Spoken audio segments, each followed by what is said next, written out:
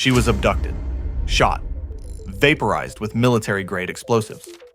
For 20 years, her father chased one thing: justice. In 2022, a court ordered compensation, 5 million ringgit, about $1.25 million.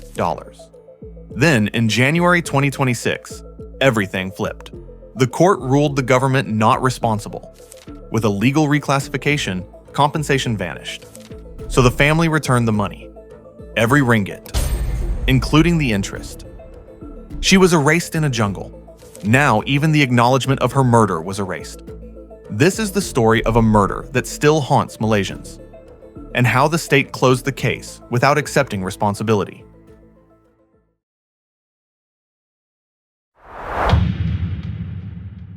To understand how military explosives entered a civilian murder, you don't start at the crime scene.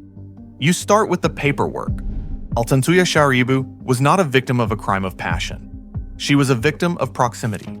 She was a Mongolian translator who spoke 4 languages, but her most dangerous skill was her ability to navigate the gray zones of international power.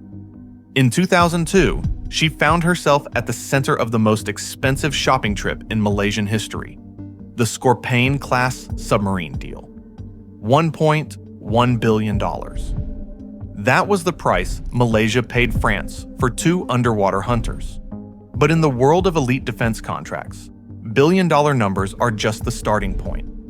Documents presented in court referenced a 500 million ringgit commission, roughly $125 million, routed through a company called Perimekar. The man behind that company was Razak Baginda. Baginda was a close associate and defense analyst with ties to senior political leadership. And Altantuya? She was the one who sat in the rooms in Paris and Kuala Lumpur. She was the one who translated the numbers that were never supposed to be whispered out loud. By 2006, the honeymoon was over. Altantuya claimed she was owed a $500,000 finder's fee. To a man handling a $125 million kickback, that's a rounding error.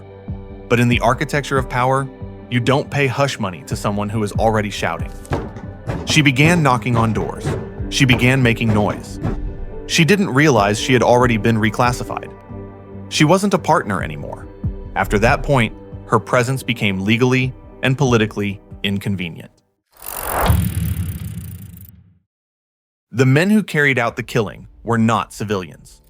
On the night of October 19, 2006, 2 men arrived at the gates of Razak Baginda's home. They weren't wearing masks. They didn't need to. They were members of the Unit Tindakan Khas, the UTK. This is the Elite Special Actions Unit. These are the men who breathe the same air as top government officials. Their job is to protect the nation's leaders at any cost. And that night, their actions would center on a 28-year-old woman at the gate. They grabbed Altantuya. They shoved her into a car. Neighbors heard the screams, but in this neighborhood, you learn early to close the curtains when the black SUVs arrived. They drove her deep into the Shah Alam jungle. They shot her twice in the head, and then, to ensure there was no DNA, no evidence, and no story, they used military-grade C4 explosives to vaporize her remains. In 2009, the 2 commandos, Azilah Hadri and Sirul Azhar Umar, were sentenced to death. Case closed. Except for one question: who gave the order? Why would 2 elite state bodyguards kill a woman they didn't know with explosives they had to sign out of a government armory? The silence didn't break all at once. It broke years earlier, when Azilah Hadri, writing from death row, submitted a sworn statement. In it, he claimed he wasn't acting alone. In a sworn statement from death row, Azilah alleged he had acted on instructions from Najib Razak, a claim the courts did not accept. But in January 2026, the legal system performed a maneuver more powerful than any explosion. The Court of Appeal ruled that the Malaysian government is not responsible for the murder. Their logic? The judges decided that when those commandos drove Altantuya into the woods and blew her up, they were, quote, off duty. In the eyes of the court ruled, the officers were acting outside the scope of their official duties. By reclassifying the killing as a, quote, private act, the court erased the state's financial and legal responsibility. They effectively cut the thread connecting the killers to the men in power. But as the state washed its hands of the blood, they realized they had a different problem. One of the killers was no longer in a cell. He was in Australia, and he was starting to talk. If the Malaysian courtroom in 2026 is a place of clinical silence, the suburbs of Sydney, Australia, are the exact opposite. They are loud, sun-drenched, and currently home to a man who knows exactly where the bodies are buried. Sirul Azhar Umar, one of the two commandos who pulled the trigger in the Shah Alam jungle. But how does a convicted murderer from Malaysia end up walking free in Australia? It is one of the most absurd chapters in the history of international law. In 2014, while the Malaysian courts were still bouncing his case between appeals, Sirul was out on bail. He didn't wait for the final verdict. He bought a plane ticket, used his passport, and flew to Australia.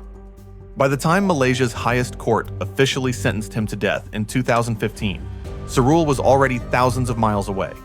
For nearly a decade, he was held in an Australian immigration detention center.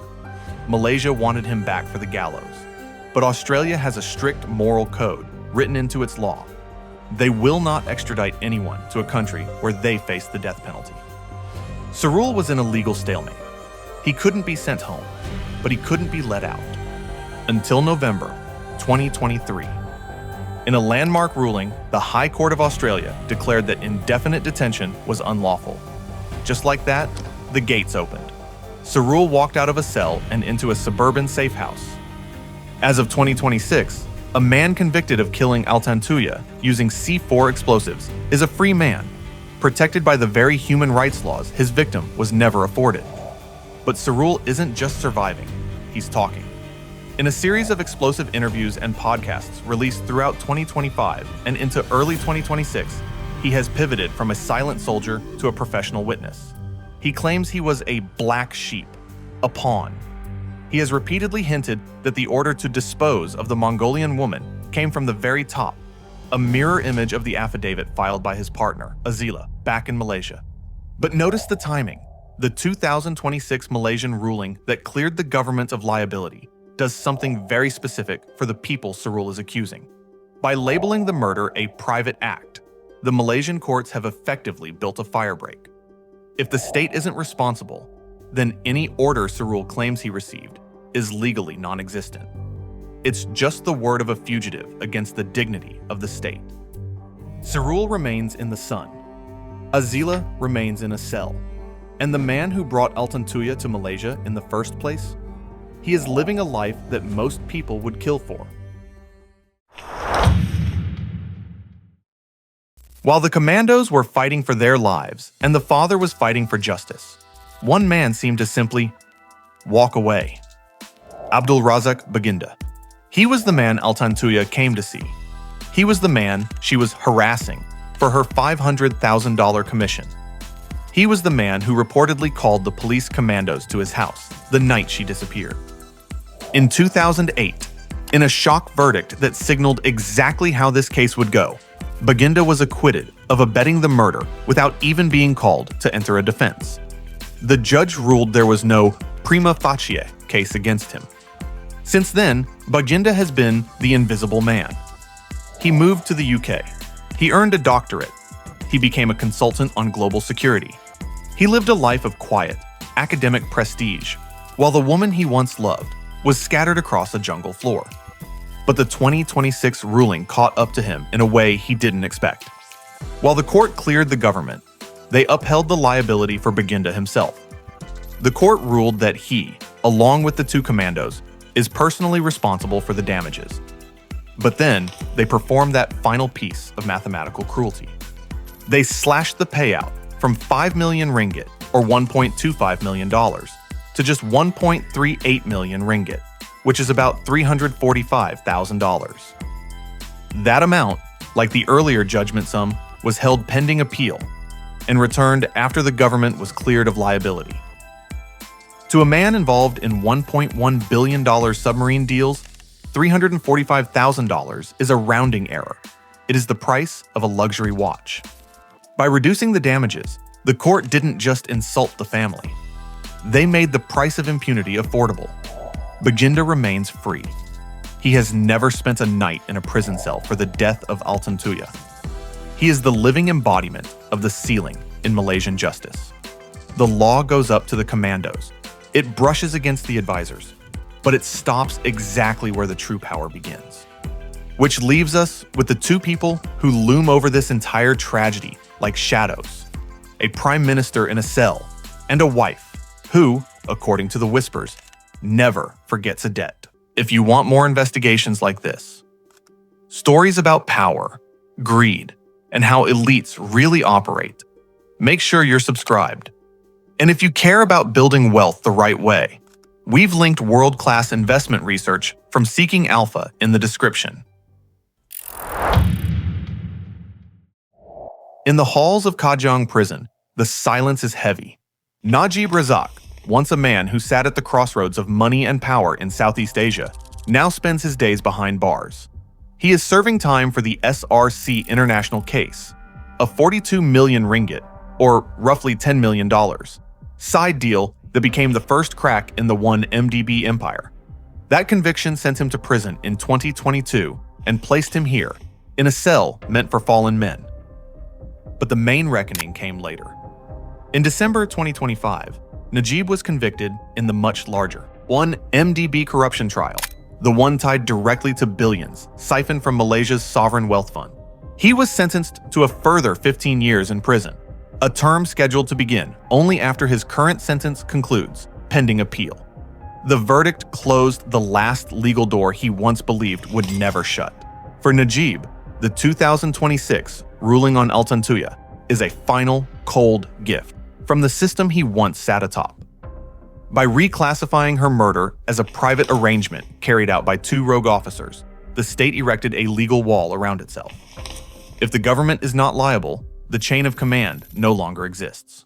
The order disappears, and with it, responsibility. And then there is Rosma Mansour, the woman who allegedly interrupted a prime minister on a recorded line to tell him, "No, listen to me." In 2026, she remains a figure of immense, gilded resilience. While she faces her own convictions for bribery, she still walks free on appeal, draped in the luxury that defined her era. In the story of Altantuya, Rosma is the name everyone whispers, but no one dares to write on a charge sheet. We have covered several facets of Rosma's story across various videos on this channel, from her legendary diamond collection to her iron grip on the Prime Minister's office. If you want to understand the true depth of her influence, see our playlist on the 1MDB scandal for the full breakdown of her role in the heist.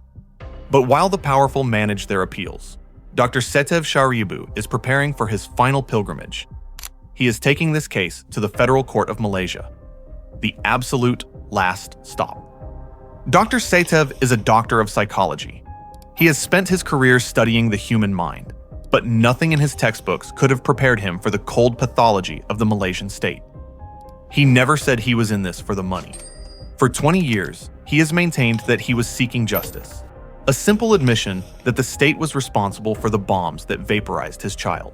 But in 2026, the system performed an accounting trick that could financially ruin him. Because the court cleared the government of all liability, Dr. Setev is now facing the ultimate legal insult. In law, there is a principle that the loser pays the winner's legal fees. Since the state is no longer liable, they can technically demand that this 75-year-old professor pay for the very government lawyers who just spent years fighting against him. After 20 years of flights, hotels, and heartache, after watching the damages for his daughter's life get slashed by 70%. In February 2026, Altantuya's family returned the entire sum to the government. The money had never been touched, because this case was never about money. It was about acknowledgement, and that is what the system refused to give. Altantuya Shaariibuu was not just erased by explosives. She was erased by a system that decided responsibility is optional for those at the top. The ghost is still there. But now, she's not just haunting the jungle, she's haunting the ledger. The ghost of Altantuya isn't asking for our sympathy anymore. She's asking who holds the receipt. And as of today, it's still her father. And that is where this story ends. Not with a verdict, but with a balance sheet. A prime minister sits in a cell for other crimes, a fixer walks free, and a 75-year-old father prepares one final appeal, knowing the cost may exceed whatever justice remains. Nothing more needs to be erased. The accounting is already complete. But this pattern did not end with Altantuya. Years later, another public figure would experience something similar.